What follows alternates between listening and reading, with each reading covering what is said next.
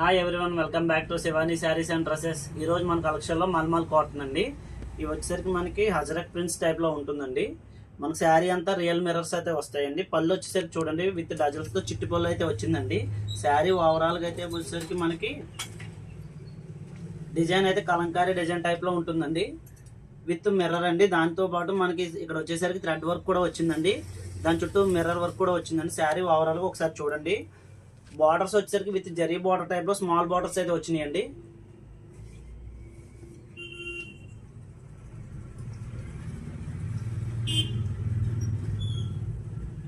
శారీ అయితే ప్రీమియం క్వాలిటీలో ఉంటుందండి.